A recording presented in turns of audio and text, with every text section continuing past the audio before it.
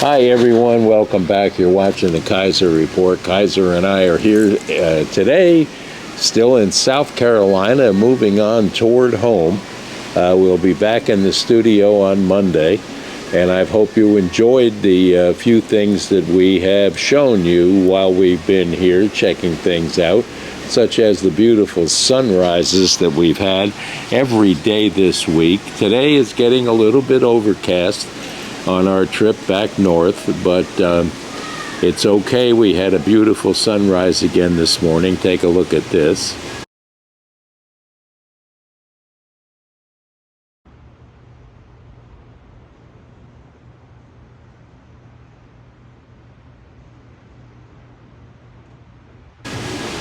I thought you might enjoy that as much as we did, and well, things are going pretty good, if all in all.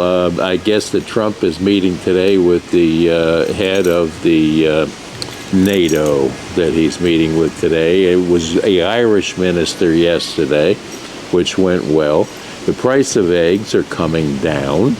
The supply of eggs that were dried up in some of the stores to make you believe that we're in a panic situation is not the case any longer, because there is a full supply on the grocery store shelves now, as there haven't been for a while. But we'll see. The chicken population, I guess, after they were murdered off by Biden, are repopulating, and the eggs are plentiful now, and the price is going down.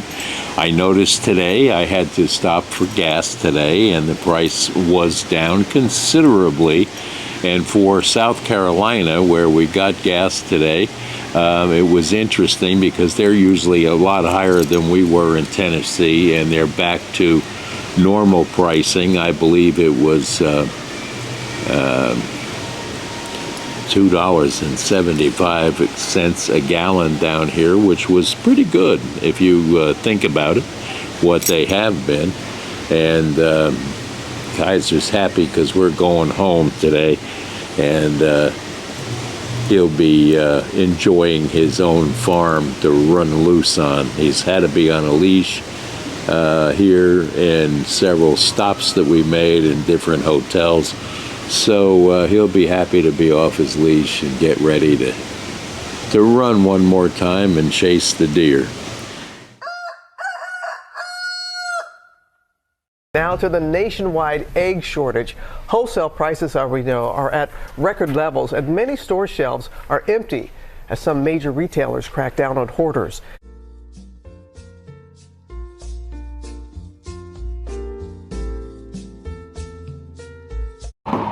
This morning, with bird flu infections across the nation surging and egg supply plummeting. $6.99 for a dozen, and I said, forget about it.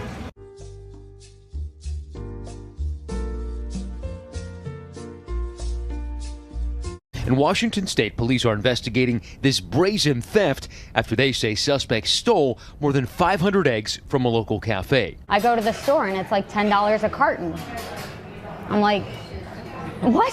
Wakey, wakey, eggs and bakey. I don't know if you saw a little thing like the cost of eggs, little to you, but big to people out there, down almost 30% in the last few days. We got it down. We did a lot of things. We have a great Secretary of Agriculture, and we did a lot of things that got the cost of eggs down very substantially. There are things on the margin that the president could do, and rather than trying to do those things, he is just gaslighting the American people about what's happening to prices. Well, one of the Let's just see who's lying, shall we?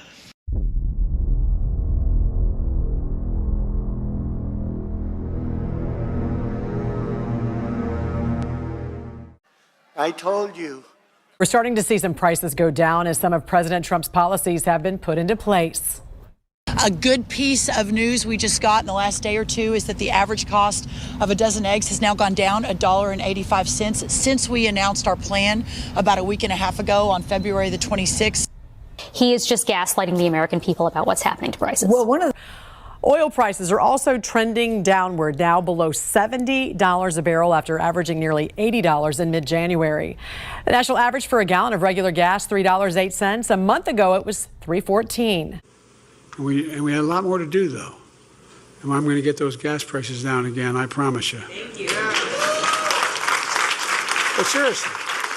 A lot of tech-to-test determined that was a lie. You ain't. But the other news that's going on is that we saw today that there was a huge demonstration at Trump Tower in New York. A lot of people were arrested and cuffed up in these zip tie cuffs and hauled off to the Huskow, so to speak. And that's a deserving place for them. I guess it's anti-Palestine or pro-Palestine protest that they're trying to pull off at Trump Towers, which was, in my mind, a little ridiculous because that is trespassing.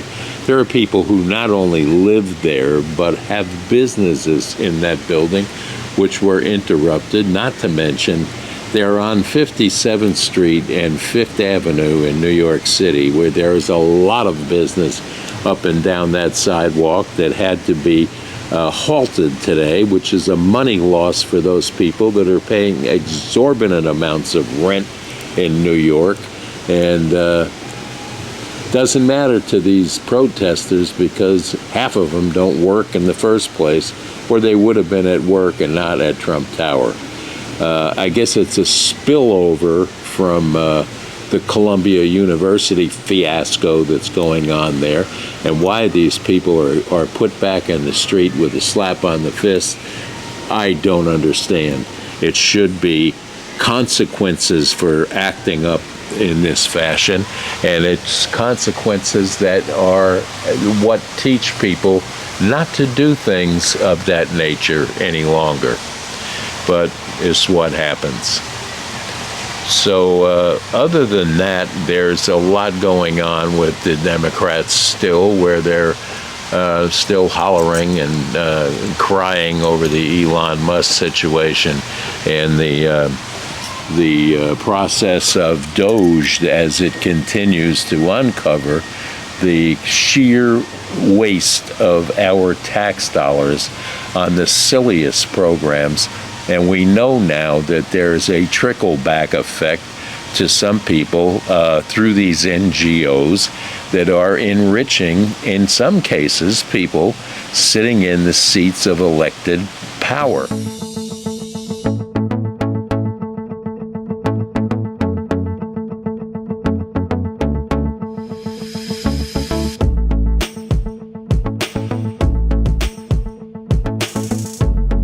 About a third of all of the spending that's done in Medicare, Medicaid, I would imagine a lot of it's in the private sector as well, doesn't go to really good health care, goes to other things. Tell me something I don't know. And the real nub of this is, how do we wring that waste out, that fraud, abuse, duplication, without interfering with the good care that we want every person on Medicare, Medicaid, and private insurance to get? It's a great question. If we're going to eliminate the waste, fraud, and abuse in Medicare, it does mean we're going to cut some of that out. If what Senator Coburn says, that 1/3 of Medicare doesn't go to patient care, you can't just get up there and say, we don't want to cut anything out of Medicare. We want to cut the bad stuff and keep the good stuff. No shit. And I think that's where we can find common ground on some of the things you've mentioned, some of the things that are in our bill. And I hope at least in this area we can move forward that way, because frankly, the Republican Party has always stood for getting rid of the waste, fraud, and abuse in the system. Can you say that again? Frankly, the Republican Party has always stood for getting rid of the waste, fraud, and abuse in the system. Does that feel hypocritical to you? So that, having been looked into too deeply, has upset the Democratic Party to no end, and they're just never going to get over it. It's incredible how they can pull this off and get away with it. But they are, and we need to let them know come the midterm elections exactly what we think of what they have been processing to tear down Elon Musk and tear down the President of the United States. And we're talking about 45 and 47, respectively, which has to come to a stop. With regard to finances, everyone seems to be really worried about where Wall Street is going. Well, it's a street, folks. It goes nowhere.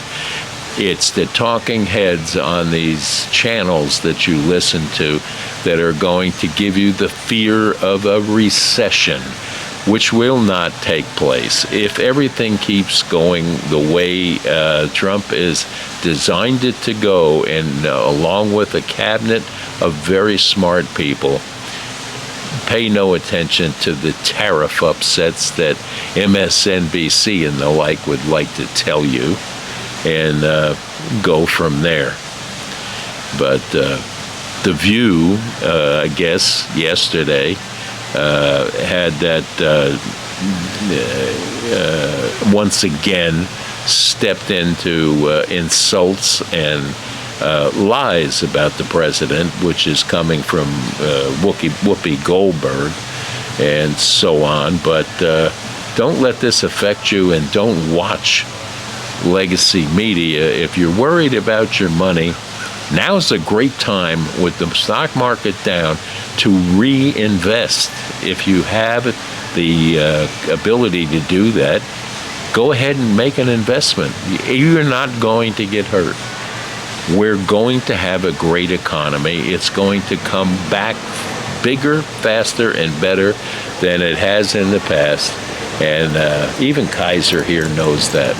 So let's give the man a chance and give him the time to rectify it. Eggs and gasoline are just the start. And we have been told today that Putin has agreed to sit down and talk about this ceasefire. He is not opposed to bringing an end to this, and Donald Trump is on it right now, and I guess they'll be talking before too long. So let's look forward to all the positives and leave the negatives to the talking heads on these channels that want to make you believe that they're smarter than you and they're better investors than you and the like and so on. So let's not pay attention to them. Let's get behind our new cabinet and president and hope for the best, pray for the best, because prayers are answered. And if you and I pray often enough, even for our enemies, it will be a good thing. But there is a massive amount of people on X and these platforms that are social platforms that are even calling for someone to hire to kill a president. And they're allowing this to happen. Don't get caught up in this. Don't get triggered by this. Stay safe and stay strong, as I tell you every day, and pray every day for this president, his cabinet, and all the leaders in the world, that they'll come to their common sense section and do what's right for the population of the world, and especially the population here in the United States of America.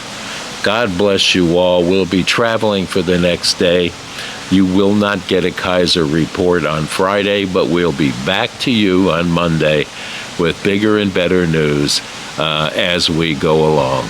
So God bless you all. Stay safe, stay strong, and stay tuned to the Kaiser Report for all of your memes and information, commentary, and just the sheer fun of it all. Bye-bye now.